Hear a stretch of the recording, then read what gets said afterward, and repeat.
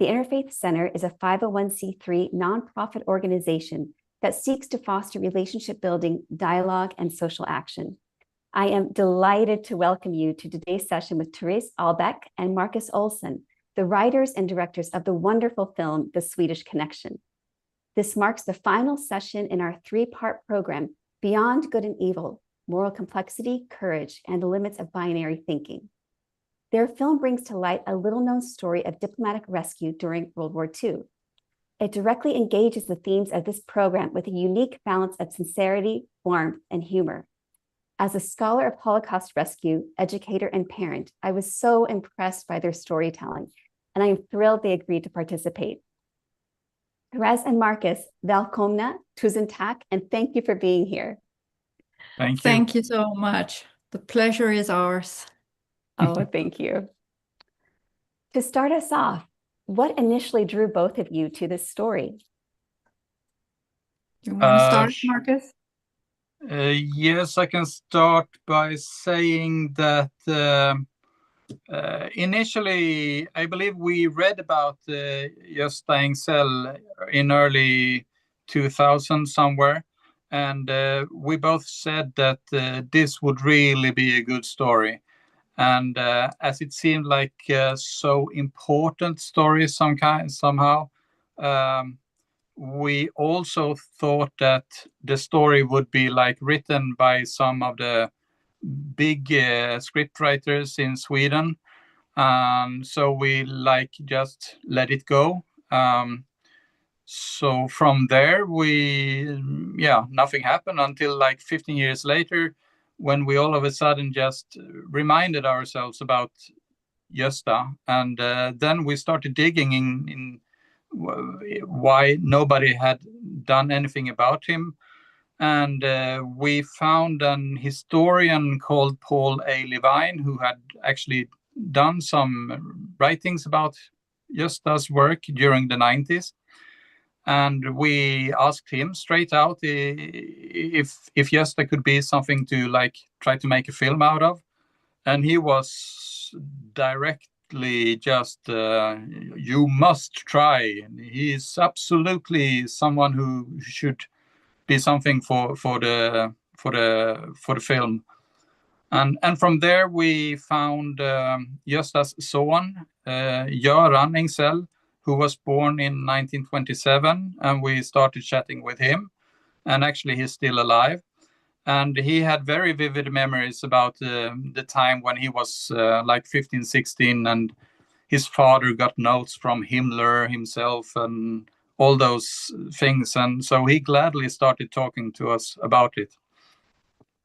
Thérèse, you want to add something? Yes, the question what initially drew to the story. I'll connect to that. I think the what drew us was Sweden, actually, also Sweden itself, because I think this is a film about something in the Swedish character, and the way Swedes deal with conflict and difficult situations and authority. And I think it's easy to interpret that Swedish inclination towards consensus and restraint and quietness as being passive, and maybe also being afraid, which is collective guilt we have as Swedes. And I think we would like to think of it as a possibility of it's possible to create change in another way, maybe actually thanks to those qualities. I think that's what drew us to it, or it drew me, and we talked about it, and I think I hope you agree, Marcus. Yeah, absolutely. It's like it's a complexity with this Swedish character, being quiet and timid, and interpreting that as being that it's impossible to create change. And I think the film is about just that you can create change just by being actually quiet, but recognizing a system and working within a system. And the most important thing is to have the courage to take that first step, even if it's quiet, because it's a danger in the qualities that you will wait for someone else to take that first step. And if you wait, no one will take that first step. But if you do it and someone else does it, then suddenly we have the beginning of a weave that can build a foundation that's strong. Absolutely. And I love that that's something that's really highlighted in your film, is how small steps enable larger steps later. These small acts of courage enable bolder steps later when it's necessary. And I think it's so rare that people get to see not just the product, but the process and the changes that occur along the way. You did that so well. And this next question is also directed to both of you. The integration of humor and mischief throughout the film is striking because it prevents the narrative from being simplistic or saccharine. And you accentuate the positive, as in the closing song, while making these actions and characters feel relatable and imitable. What inspired the decision to tell this story with that balance of humor? And did you encounter any resistance to approaching it with that lens? Thérèse, you want to start? No, you go ahead. Okay. Well, actually, I would say that never during the process we had any resistance from trying to tell the story with humor. Actually, on the contrary, I would say that during the process of the making, in the pre-prod process, where we tried to find money for it, I would say that the humor was some kind of our unique selling point, that we wanted to tell an important story about Sweden during the war with a sense of humor. And then also, I would like to say that when you look at Sweden during the war, it's a bit humiliating what Sweden did, or actually did not, just because they wanted to, at all costs, stay out of the war. So when you look at it from our perspective, it's very easy to just say that, they were so scared, they were afraid of everything. So with that as a basis, it got quite interesting to try to tell Gösta's story, as he slowly more and more started to put the German authorities to the wall, asking and keeping asking about the missing persons. Thérèse? Yes, and there is humor in it's like David and Goliath. With the Swedish character taking this on. But I would say that humor was absolutely a very deliberate directorial choice. And I think it helps preserve humanity. It's a very difficult subject, and we need the humor. And also, it's connected to the Swedish character, which I talked about earlier. It's something Swedish about using like understatement both for us in the tone, but also for us as in terms of our national character. And it's like when we did the pitching, actually we had initial questions or concern how you have humor, but how are you gonna, like, in what level are you gonna use it? And we talked very specific about the humor is not coming from outside. The humor is coming from within.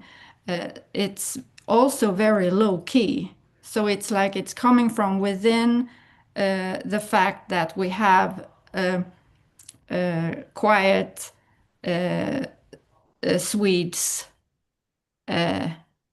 facing this enemy and doing it with the Swedish style.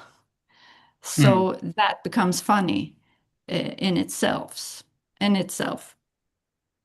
you want to add something? Yeah, now I would like to add that it was also important for us to always try to clarify that our story is about what the Swedish diplomats did, and it's not about the Holocaust, because when opening the door to the actual Holocaust, there's no humor and no fun at all. It's just a total blackness. But as long as we kept our eyes on what the Swedish government was doing, you could sense that there was something quite funny about it. And also we had to take, because we have that collective guilt, because we didn't have a Second World War film in Sweden, actually. No. Well, a few, but not in this way. It's like we deal with this collective guilt. It's like we don't push it under the rug, we tell it like it was, but we also show that we have the Swedish government and we have like Söderström, Söderblom, nej Söderström, I'm sorry, Söderström, which the direction was, you are portraying Sweden. That's what you are playing.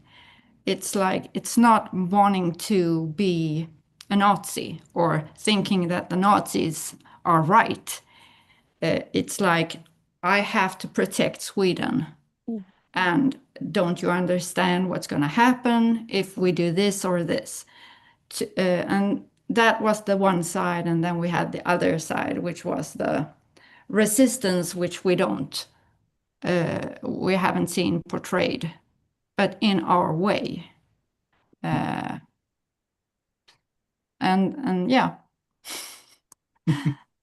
I think you did it so well, especially because you retain that element of sincerity that keeps it from being, it's the humor and what they were doing, but also the humor as a kind of release too in those stressful moments. And even remembering some of Agnes Adachi, who was a Hungarian Jewish survivor, who after she obtained the Schutzpass from Raoul Wallenberg, went to help him. And she said that Raoul was like a clown without the nose, that he could be incredibly courageous, but also be very silly too in how he did these things. And, and I think you really captured that unique element in your film too. Thank you.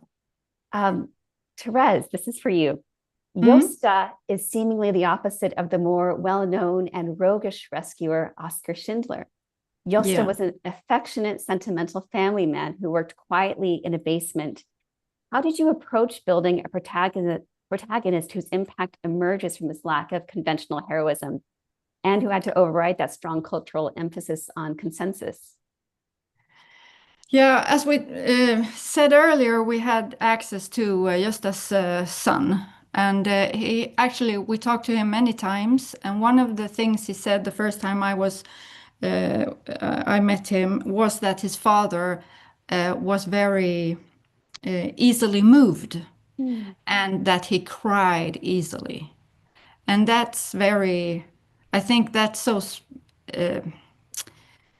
special that a man, and also at that time showing his sons that he can cry.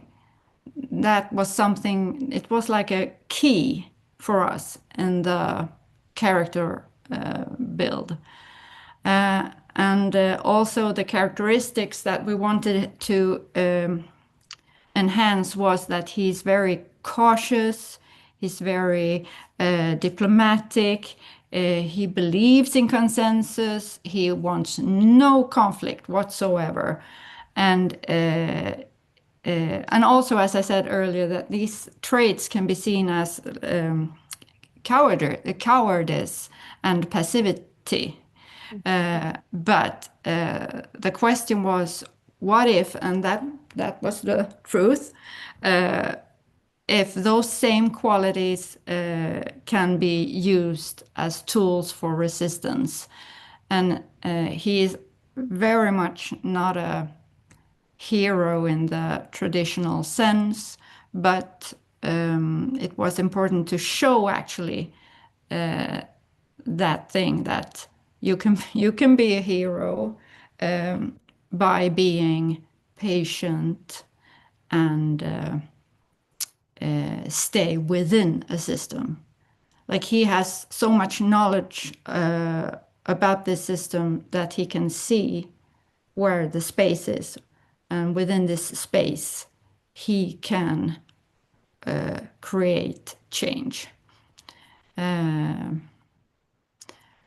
Yeah, but also it was important to show that what you were mentioning before, that he had to step forward and take the lead. And that is something you need to do, even if you are striving for consensus. You have to be able to have that courage to be able to say, you know what, consensus is not working anymore. So then you have to take lead. And that is contagious also. Then others will follow. I think you show that again so well in the movie when he takes a step and then the others, I guess also as they go through that process of realization about the reality of the Holocaust and being able to step forward and finding ways. And I think you also portrayed well the varying degrees of investment in that work in terms of Root finding 85 cases and was it Svante like 10, how much they recognized the problem as to how much they responded to it. Yeah. And I think too, you also, in a presentation I've given to students about Holocaust rescue, one boy came up to me afterwards and he said, when they tell us to stand up to bullies, it doesn't work because when I stand up, I become the target. And being able to talk with him about Raoul and Oscar and now Gösta working within the system, finding ways to work those levers from within, I think is so helpful. Good. Yeah. So Marcus, Swedish neutrality during World War II provides a morally ambiguous backdrop. How did you approach dramatizing neutrality as something that simultaneously enables and constrains action? Yeah, I had to think about it because I thought the question was really interesting. So I had to think about it and starting to write my answer down actually. So I see. Well, first of all, the humor was, as I said, it was actually a kind of selling point for the story. But also when working with all the research, we have never done, me and Thérèse has never written a story before that is actually based on actual history. Events, yeah. So when digging into it, one starts to realize that whether you go for a more dark story or a more light, positive story, it's because I can now, after all the work, I can really feel that a film that is very serious in a way and yeah, dark is no more true to the real events than our film is, because that's just the way of choosing which genre you want to tell your story in. And so for that reason, for example, I mean, one of my big favorite films is actually All the President's Men with Robert Redford and Dustin Hoffman. But now, after doing my research and seeing how things works, I have come to the conclusion that the series with Julia Roberts called Gaslit is actually more accurate in my eyes to the real Watergate events than the Robert Redford film. So for that reason, I mean, it's very easy to put a character in a dark room when he has a lot of it to think about, and putting on some somber music, but actually.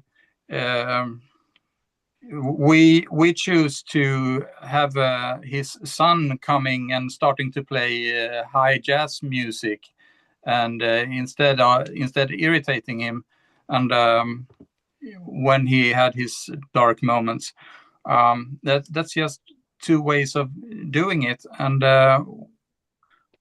in some way, also me and Thérèse, we said to ourselves that we have already seen those movies, so. How about doing the other way of telling it? Thérèse, is there something you want to add to that? Yeah, just that what I said earlier, that humor preserves humanity. I think also that we chose to do it like this. It's also the contrasts showing the emotions and the actions. Yeah, and also you I mean, when telling this story, you can't really do it in a how do you say, classic American Hollywood way of telling it, with one guy having enough, suddenly doing the right thing. You have to have this more Swedish approach to it, I believe. I think the Swedish approach is also more realistic to a certain degree, because having studied so many of these rescue stories, it begins with something small, and like rarely did somebody, jump in and have this momentous heroic action. No. One Dutch rescuer talked about witnessing the Nazis throw children into a truck in Jewish children in Amsterdam. And she saw two women come run screaming, "Stop." Well, they were thrown into the truck too. And so she realized that if she wanted to be effective, she had to be smart about it. And I think that's something you highlight so well, using that, the finesse, so to speak. Yeah, exactly. Yeah. Smart. Right. You need to be smart. And I think something I wasn't prepared for when I watched your film was looking at the possibilities that were enabled by being a so-called neutral country, that it is because it was complex, because yes, they were neutral, but while it allowed the Nazis certain latitude, it also allowed certain resistance and rescue to be possible where otherwise it would not have been. And I think that's something hard to recognize too. Yeah, absolutely, and that was also something that the historian Paul A. Levine he marked out very clearly, that while Sweden was rescuing Jews, Sweden was always at the same time helping to rebuild the factories that were bombed by the Allies down in Germany. So it was very much, how do you say, very in a sense, cynical way of doing it. And I mean, they wanted to stay in good hands with the Germans, and on the other side, they felt, or they marked, that the Americans approved, liked that Swedes were trying to help the Jews. So, yeah, trying to do the best on every side. Complex situation, yes. Yes. Thérèse, how has this story and the process of telling it impacted you personally? What changed for you? Well, regarding the story, I think I learned the things we talked about in the beginning, that you can be quiet and still move things and create change. And but also, I think what was new to me was the reactions afterwards. To connect to the things we said about humor, that actually, as you said, Marcus, when we pitched the story, the humor was a unique selling point, and everybody was interested in this tone we had. But now, I am surprised, I think, because you asked if we met some resistance, any resistance, and we didn't actually in the making of the film. But I'm surprised by some of the critics, especially here in Sweden, that they are some of them. I mean, it's like it's divided into two sides. Some of them are very critical about the humor. I think maybe also that the actors, some of them are very well-known comedians. And that was also very deliberate, very directorial, deliberate decision. And that's also because, I mean, I think it's common knowledge that humor and darkness work side by side. And if you are a very skilled comedian actor, you also have the darkness and the pain is at the surface always. And if you give such a role to a comedian or a comedic actor, they can portray the pain in a way that feels in the gut, because we sense the clown on the surface. Well, that was interesting experience that I think some critics or even audience, they think that you're not allowed to use humor when you tell a story with this topic. And then on the other hand, we have the other response. We had a viewing, do you say viewing, for a Jewish community in Stockholm, and they were so happy. They loved the tone, and they said, this is exactly the way you must tell this kind of story. You can't tell it in another way, and we need humor to survive. So I think since we always used humor, I mean, it's natural for us to write with that in mind always. That was something that made me think how maybe I knew it somewhere. It's like we box people. We don't want people to be able to be more than one thing. So it's I think it's interesting, and I think it's like some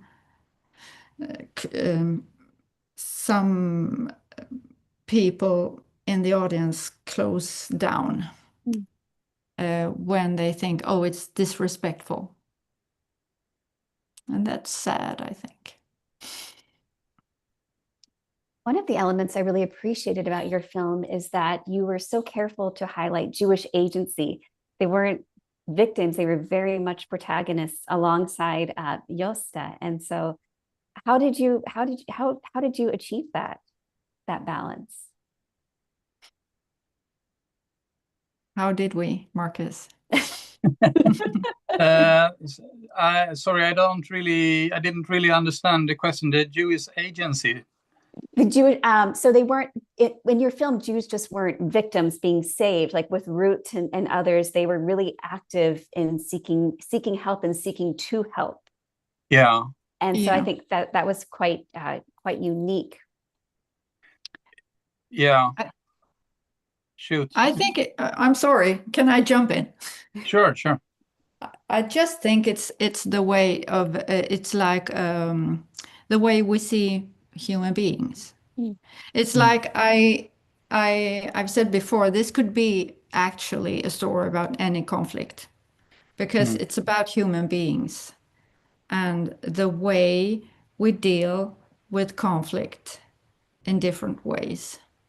And so it actually, it's like a prisma. We have, all human beings have all sides within themselves. And I think it's just a result of our take on the world. Yeah. Well said. Oh, thank you. But if you don't agree, you can add. No, I don't have any more to add to that. It's very interesting question, Amy, because it's like, well, because we're all human beings. Does that make sense? It does. And yet, so often in movies that tell the stories of rescuers, it's more, the rescuer acting independently and not so much being sensitive to the efforts of Jews, or though they helped as part of that process. And so I appreciate. It's easier to be black and white, always. But I think maybe it's because we had that take on it, that maybe it's because of our history. It's like we don't get to be black or white because we know what it means to have guilt and feel ashamed of the way our the people that came before us, what they did and what they didn't do. So we know that, and we have to be respectful, and we want to show both sides, because that's the interesting part, that we have different sides and they can live side by side and you can still change your mind. I think that's one of the things that drew me to the story, that why are we as human beings so afraid of changing our mind? It's like we lose our dignity when we change our mind, but I think it's the grandest we can do. It's like that was very important to show that Gösta was there and signed that Jews had to have the red J in the passport. He was there. He was a part of that, and then. When he got those little pieces of information, he didn't want to believe it because it was so outrageous.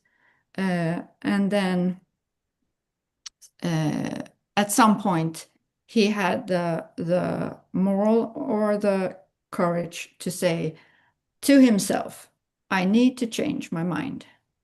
And I think that if we can be both in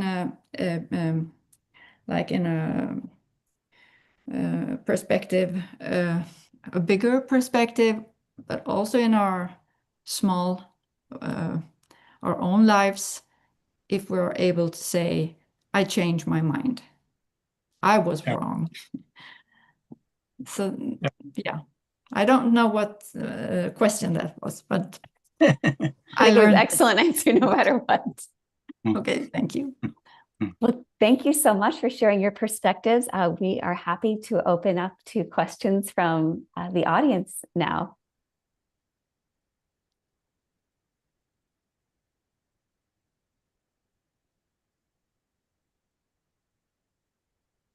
So I guess while we wait for questions, I have one.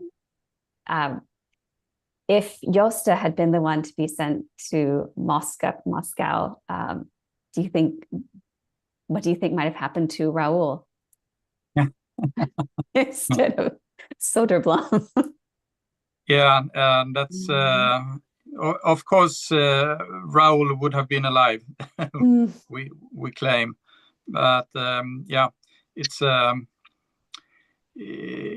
an forever question, that absolutely. And that's also something that Gösta's son Göran, he also very often brings the topic up about Raoul, because it seems like that the question what happened and what could have been with Raoul is something that haunts I believe the Swedish Foreign Ministry for actually several years. Why they didn't do anything more, actually. Especially as Raoul was cousin to the richer people in Sweden at that time. So they had the power to actually do something, but for some reason they didn't do enough, apparently. Chris, I saw you had your hand raised. Yes, and I'm in the car, so excuse me if there's any background noise, but thank you for being here. And I was wondering if you could speak more about Swedish guilt. I assume that was related to Sweden's position of neutrality or even aiding the Nazis during the war. And I'm wondering, was this movie a revelation to the Swedish people? Was this story ever made public to the Swedish people? And if so, what was there any fallout to the Swedish leadership after the information came out? Well, the story was really. I mean, in Sweden, people know about Swedes being afraid of Nazi Germany, and then in the end of the war, Raoul Wallenberg came and did some fantastic savings in Budapest. But what happened before Raoul, which our story is, seems to be actually very unknown for common people. So in that sense, we were very happy to be able to tell the story for the first time for the big masses. Thérèse, that's something you think about? Yeah, I think that, like we said, most Swedes know about this, the aiding, and that's the guilt. I think that, as I said, we don't. Before this film, we didn't have a film, a World War II film that dealt with the Swedish guilt or told it. It's like, don't mention the war. So that part Swedes know, and I think maybe that's why some people don't like the humor, because it's very sensitive, everything. But the story about Gösta, it's safe to say nobody knew about Gösta, because Gösta. And that's also a part of the Swedish character that we wanted to lift. That Gösta never spoke about this himself. His son told us, no, he didn't want to take any credibility for this. And that's something I feel also. It's like a beautiful thing, and I think that's my romantic view on the Swedish quietness, that we have been peacemaking in several conflicts, but Swedes, we don't know about it, and we don't how do you say it? We don't We don't brag. No, we don't brag. On the contrary, we can talk down, actually. Yes. And that's also part of the Swedish character. But I think that what's interesting is that you can't do these peacemaking efforts, or you can't go in and mediate, you can't go in and save people if you brag about it. It's like it doesn't work. So you have to be able to have that character. And so Gösta didn't talk about it, nobody else talked about it, and it was Paul A. Levine who wrote about it, and he was also stunned that he actually came to Uppsala University, and he expected like tons of literature about. Yeah, because he was from California. Yeah, and he He was not expected. Swede.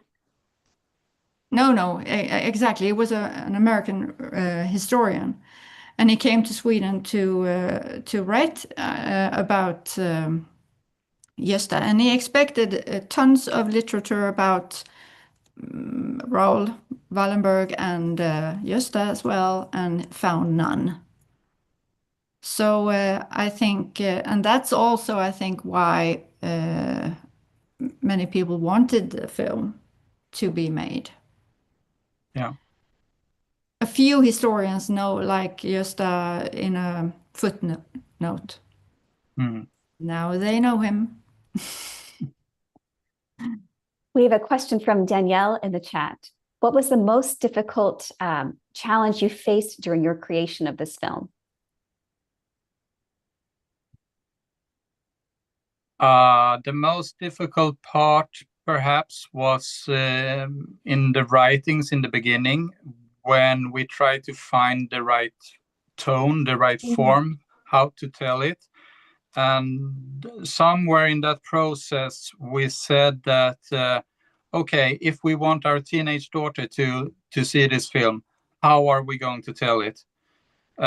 So that's perhaps the start of the form for the story, and that was perhaps the one of the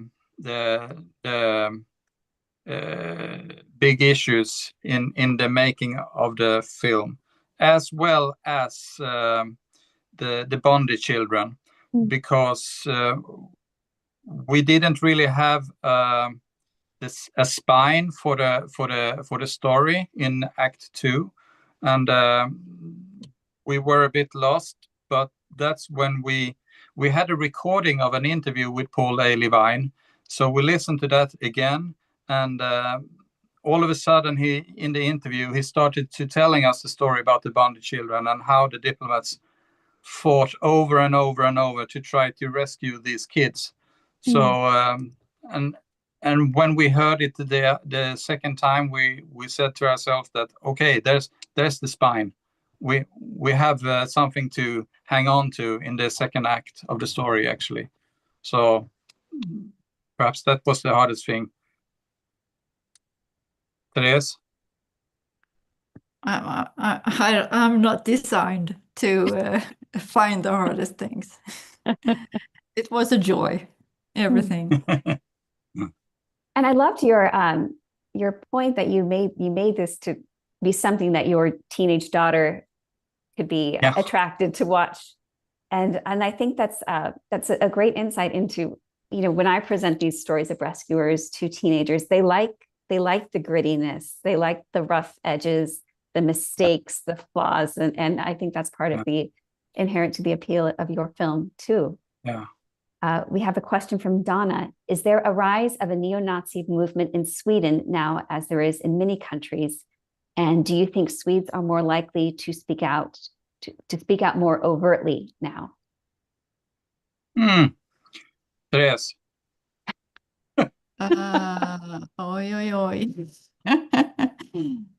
I think that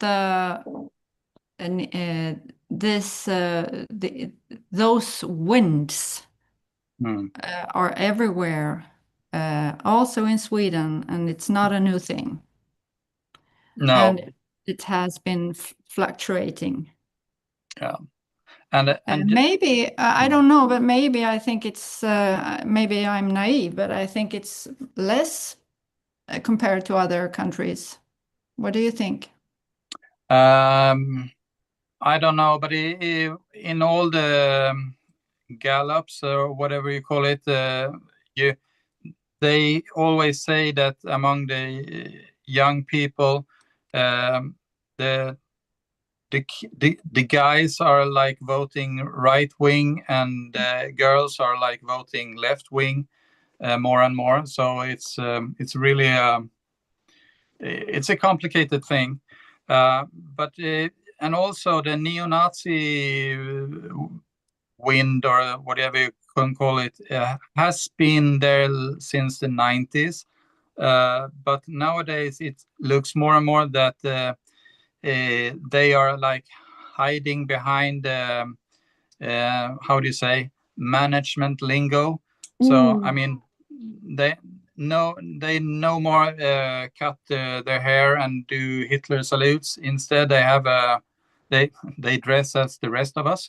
So it's a frustrating thing to see and realize. So, but we have an election in a couple of weeks coming up, and hopefully it will be not the right wing that wins the election. But then again, it's always a tight game. Yeah, and if there are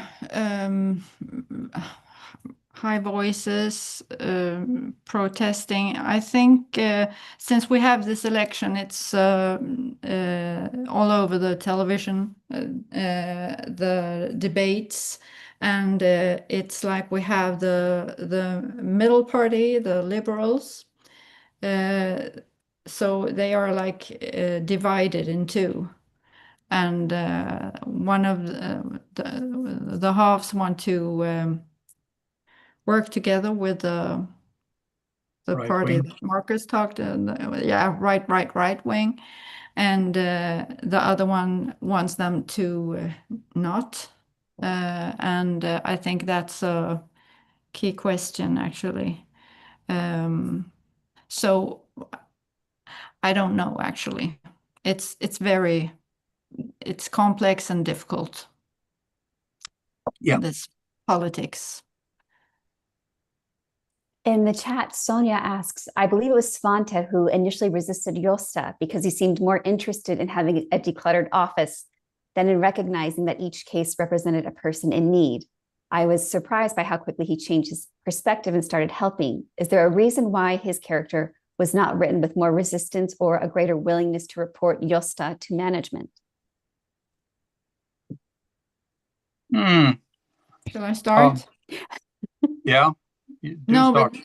but this is within Gösta and his bureaucracy, his bureaucratic side, that it was very important to show that Gösta, first and foremost, wants to do his job. So he's very meticulous, he's very reliable, and he follows the rules. So in the beginning, when he takes part in the Red J being stamped in the passports, it's not that he has an opinion about it. It's like he works within the rules. Mm-hmm. He wants to do his job well. And so that's why when you get those little pieces of information, he's like, no, we can't do this. It's like typical government people, like we see today, actually a lot. So no, we can't do that today. You have to make an appointment. I'm sure it's awful, but we can't help you right now. And then we have like Ruth coming in, and she represents the complete other side. And that's also something that we wanted to show, that we need other perspectives to change our minds. Or maybe not, maybe it's not about changing your mind, it's about opening your eyes and see what he actually might already have, these views within him. But he didn't think it was possible because he wanted also to follow the rules and be a good co-worker in the basement. And so, yeah. But Svante. Svante? Yeah. Yeah, you- and Svante was the harsh antagonist in the office towards where Gösta was heading, but it was also important for us that when the Germans took the Norwegian Jews, that episode was a total changing point for all the Swedish office. And we know that we had lots of discussions on Svante's turning, because also he's not the most important character, but also we have to like show him that he changes. And we have That's heard also- sorry. Yeah, We have heard a criticism before about Svante turning too fast. But I think also there we have the, you know, when you are a journalist and you write the news and you're gonna evaluate the importance of the piece of information is like geographic. If it's happening here, it's more of interest for us. So it's like when it happens to Norwegians, Sweden was very close. And the relatives it was like the same country. So then it was like when it hits you in the face, it gets real. And that's not pretty, but it plays a part in it, I think. But the question was regarding Gösta. No, Svante. Was it about Svante? Yeah. Oh, sorry, I misunderstood. I thought it was Gösta. So I was talking about, sorry. Yeah, Svante. Yeah. Okay. Yeah. Thank you. For our final question, it's from Chris. Have you read the novel Number the Stars by Lois Lowry, and did it have any influence on your film? No, I'm sorry, I haven't heard of it. I will look it up. It sounds interesting. Does it have similarities or touch points? Yes, it's about the rescue of the Danish Jews and getting them to Sweden. Okay. So more from the perspective of Denmark, not so much from Sweden. Yeah. No, but there is some films about it, and of course we read about the rescuing, and it was interesting to like try to find how. I mean, it wasn't just that the Danish Jews just passed the sea and came to Sweden, and Sweden was there with open arms. There was a game behind it that we wanted to present. But yeah, of course. But in once. When you read the history about it, you easily get the feeling that Sweden didn't have to do anything. But and also there were lots of Swedes who welcomed the Danish Jews when they arrived. Among many, actually, Gösta was at the beach. Yes. But really? we thought it was too cheesy that he would be on the beach. Actually, everybody would think, oh no, that's too much. It's like reality overshadows. I love it. I didn't know that. Wow. But it was very important to show the Swedish. I mean, we have the government and that side of the story, and the collective guilt, and then we have the people who were at the beaches, and they actually. We have so many stories about Swedish people just welcoming and taking in and helping the Danish Jews. That brought me to tears hearing that Gösta was present on the beach. That's an incredible detail. Well, I thank you so much for being so generous with your time today, your insights, the difficulties of speaking in a second, third language, and you did it. You did such a fantastic job, and I'm so grateful for your film to add to the canon of Holocaust rescue film. So it's an important and valuable contribution, and I hope it's used in schools and other places as well to show what's possible through these small acts that enable larger acts of courage. So again, thank you so much. Thank you so much. This was fun. A pleasure. Yeah, thank you so much, everybody, for listening also. Oh, we got a tusen tack in the comments. Yeah. Varsågod. Well, thank you, and enjoy the rest of your weekends. Thank you all for joining us today. It's a pleasure being with you and being part of the Interfaith Center. Thank you so much. Thank you. Thank you.